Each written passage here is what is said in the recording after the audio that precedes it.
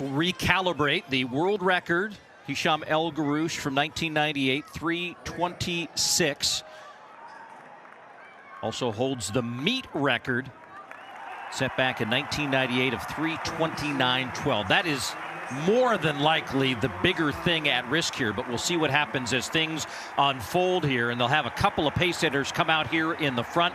They'll also have the benefit, as we've seen in some of these record attempts, those wave lights also help, the blue being the pace, the green being that El Garouche meet record of 3:29.12, as we already see them starting to string out, and we're just a few meters in.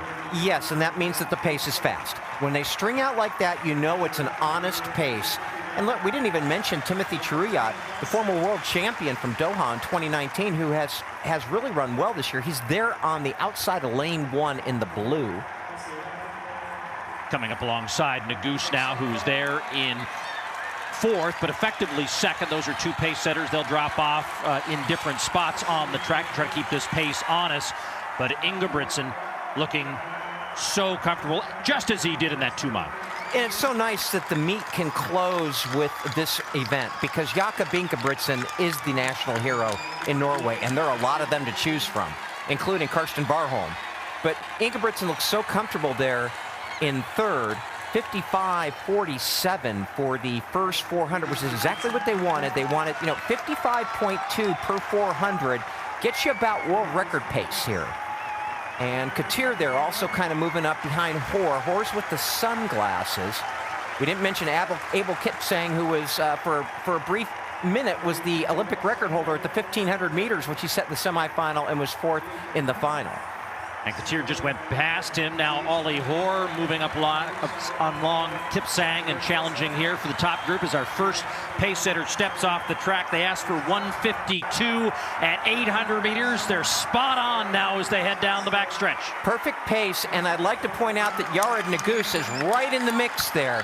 We hope he doesn't get boxed out, but Nagus is right center stage in 5th place at the moment, with the green top ahead of the other green top sunglass wearing Ollie Hoare. So Kipragut gutting it out here in the final stretch as his pace setting duties will be done here momentarily as he steps off the track. And now Ingebrigtsen with Katir in the American Nagus. Josh Kerr now coming up in the yellow next to Ollie Hoare. What a fabulous finish we'll have as we reach the bell.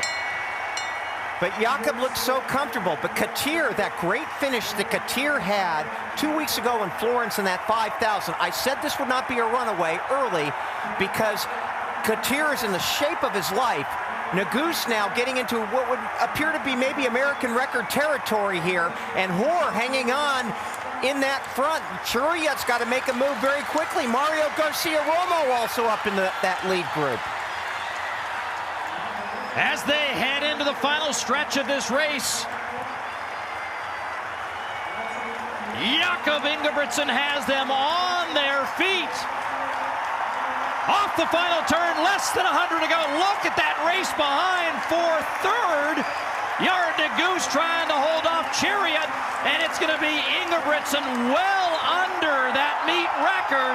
Katir 2nd, and will await the time for Nagus, as that was very close to the American record, and Ingebrigtsen celebrates the win here, as it will be a new lifetime best, 3:27.95. A world record will wait for another day, but history made in Oslo. No kidding, and that is the 6th fastest performer in world history, Jakob Ingebrigtsen, and the first one to break that top 10 in the world since 2015. So a brilliant, brilliant performance by him. And Mohamed Katir, no matter what the distance is, this guy comes to run. And how about Yared Nagus, 3:29.02, and that puts him an American record, 3:29.30. So that's an American record for Nagus, beating Bernard Lagat's record from 2005. So as we reflect on this race and see some of the highlights, everything really according to plan, Tom. The pace setters did their job.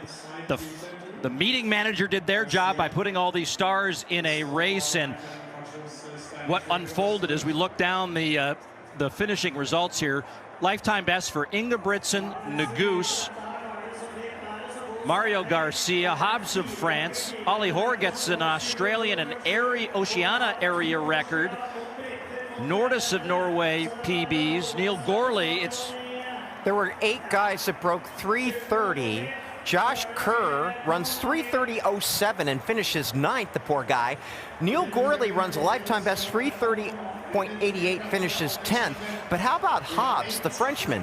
You look ahead to the Paris Olympics next summer, and this young man, Hobbs, may be a factor. But Jakob Ingebrigtsen and Karsten Warholm, they delivered in spades tonight. a lot of guys going home happy after that fabulous 1,500 meters to end the Oslo Diamond League. But everyone in the stands happiest most for Jakob Ingebrigtsen, and